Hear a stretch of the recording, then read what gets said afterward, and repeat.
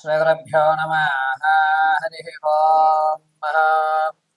ఈశానా సర్వవిద్యానామీశ్వర సర్వభూతానాం బ్రహ్మాధిపతి బ్రహ్మణోధిపతి బ్రహ్మ శివో మే అస్తు సదా శివోం. శ్రీ పరమేశ్వర పరమేశ్వరి అనుగ్రహ అక్షసిత్యర్థం.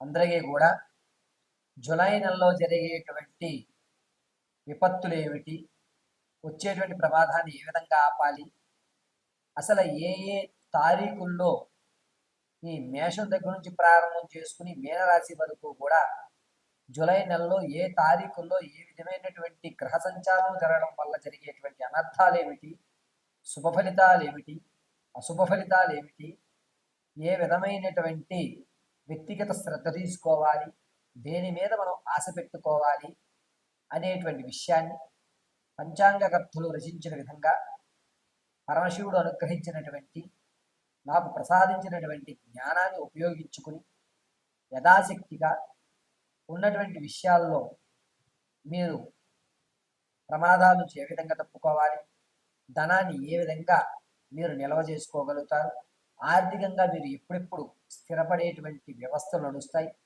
గోల్డెన్ ఛాన్స్ అనేటువంటిది ఎప్పుడు లభిస్తుంది అనేటువంటిది ఈ నెలలో ఏ తారీఖుల్లో ఏ రాశులతో ఏ గణాలు ఏ విధమైనటువంటి మార్పులు చెందుతున్నాయి అనేటువంటి విషయాన్ని అంతటినీ కూడా యథాశక్తానుసారం మీకు తెలియజేయడం జరుగుతుంది. ఇందులో చెప్పిన విధంగా పరిష్కారాలన్నీ కూడా మీరు చేసుకుని సులభ పద్ధతిలో ఇంటినందు మీరు ఆచరించి ఆ యొక్క శుభ ఫలితాలని అందుకొని ఆనందదాయకంగా ధర్మమైనటువంటి కార్యక్రమాలు చేస్తూ ఉన్నతమైనటువంటి ఆలోచన విధానాలతో మీ యొక్క వంశాన్ని మీరు ఆనంద కీలి విలాహితంతో ఉండాలని స్ఫూర్తిగా కోరుకుంటూ మేషం నుంచి మేన రాశి వరకు కూడా జరిగేటువంటి గ్రహ సంచారాలన్నింటినీ కూడా క్షుప్తంగా వివరించడం జరుగుతుంది. ఈ గ్రహ సంచారణ అనేటువంటిది కేవలము వ్యవస్థ పరంగా నడుస్తున్న విషయాలే కానీ వ్యక్తిగతంగా తెలియజేసిన విషయం కాదు. మీరు వ్యక్తిగతంగా తెలియజేసుకోవాలి అనుకుంటే నా నెంబర్కి ఫోన్ చేసి అపాయింట్మెంట్ తీసుకుని మీ వ్యక్తిగతమైనటువంటి సమస్యకి సరైన పరిష్కారాన్ని కనుక్కొని మీ సమస్యలు తీర్చుకోవాల్సిందిగా తెలియజేయడం జరుగుతుంది. ఇదంతా కూడా ఇప్పుడు చెప్పేటువంటి జూలై నెలలో జరిగేటువంటి మార్పులన్నీ కూడాను పంచాంగకర్తలు విశదీకరించిన దాన్ని క్షుప్తంగా మీ ముందుకు పరమశివుడు అనుగ్రహంతో తెలియజేయడం జరుగుతుంది. మంగళం మహత్. తదుపరి కన్యారాశి వారు.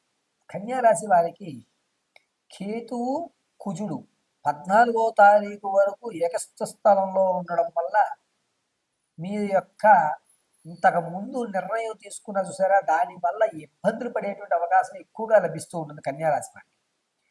అంతేకాకుండా కన్యారాశి వారికి 14వ తారీఖున రాహులో చంద్రుడు గురువులో రవి కలయిక ఉండడం వల్ల ఇది మీరే కావాలని చేసి మమ్మల్ని ఇబ్బంది పెడుతున్నారు, మీరు మమ్మల్ని చాలా టార్చర్ పెడుతున్నారు అని మీ మీద లేనిపోనివన్నీ చెప్పి మిమ్మల్ని బీగ్రేడ్ చేసి మిమ్మల్ని అధపాతాళానికి తొక్కేటువంటి వ్యవస్థ 14వ తారీఖు నుంచి 16 వరకు మీకు పడి ఏడ్చేటువంటి జనాలు ఎక్కువ మంది ఉంటుంటారు కన్యారాశి వారికి. అయితే మీ యొక్క నిజాలు అనేటువంటి 16వ తారీఖున తప్పిదం తెలుసుకుంటారు. ఎవరైతే మీ మీద నేలాపనిందన చేశారో, అయ్యో ఇది కరెక్ట్ కాదు, నేను ఆ రోజు తప్పుగా మాట్లాడాను అని అన్నా కూడా మీరు 16వ తారీఖు వరకు అత్యంత ఇబ్బందికరంగా మీ మానసికమైన ఆందోళనకు గురవుతూ ఉంటారు. అంతేకాకుండా ఈ కన్యారాశి వారికి మోచెప్పులకు సంబంధించిన ఇబ్బందులు కానీ లేకపోతే ప్రమాదాలు జరిగినప్పుడు మోచెప్పులు కొట్టుకుపోవడం కానీ జరుగుతుంటాయి. ఈ నీ జాయింట్ దగ్గర 18వ తారీఖు వరకు కూడా కన్యారాశి వారు చాలా జాగ్రత్తగా ఉండాలి. ఇక వ్యాపార యుక్తంలో మీరు లాభం ఇప్పటి వరకు చూశారు, తెలియకుండా నష్టం అనేటువంటిది ప్రారంభమవుతోందని 20వ తారీఖున శుక్రుడు చంద్రుడు కలయిక ఉండడం వల్ల మిమ్మల్ని మోసం చేసేటువంటి వారు ప్రవేశిస్తారు మీ జీవితంలోకి. 24వ తారీఖున రవి బుధుడు చంద్రుడు కలయిక జరగడం, అందులో కన్యారాశి వారిని ఇబ్బంది పెట్టడానికే రాహు 11వ స్థానం నుంచి చూడడం వల్ల కాస్త బంధువర్గంలో మీ పేరు ప్రఖ్యాతులు తగ్గినా కూడా మీరే ఏదో ఒక రోజు మాకు కలగజేస్తారన్న ఆశతో మీ నుంచి దూరం అయ్యేటువంటి అవకాశం కొంతమంది జనాలకు కలుగుతూ ఉంటుంది. 28వ తారీఖున కేతులో చంద్రుడు కలిసి ఉండడం వల్ల కొత్త వాహనాలు కానీ కొత్త ఇంట్లో వస్తువులు తెచ్చుకోవడం అనేటువంటిది 28వ తారీఖున ఈ కన్యారాశి వారు చేసుకుంటుంటారు. కన్యారాశి వారికి 28 నుంచి 31 వరకు కూడా కొత్త వస్తువులు కొనుక్కుని ఇంట్లో తెచ్చేటువంటి మహత్తవకాశం ఎక్కువగా కనబడుతుంటుంది. కన్యారాశి వారు ఈ మోచిప్పలకు సంబంధించిన ఇబ్బందులు అనేటువంటి 20 తారీఖు నుంచి ఏర్పడుతూ ఉంటుంది. కాబట్టి వీరు నిత్యము కూడా ఈశ్వరనామం చేయడం లేదా శివపంచాక్షరి మంత్రాన్ని తదేకంగా చదువుతూ ఉండడం, సోమవారాలు ఉపవాసం చేయడం చాలా మంచిది. ఈ జూలై నెలలో అంతా కూడా శివారాధన అనేటువంటిది కన్యారాశి వారు చేస్తూ ఉండడం అనేది మంచి ఫలితాలుగా ఏర్పడుతూ ఉంటాయి.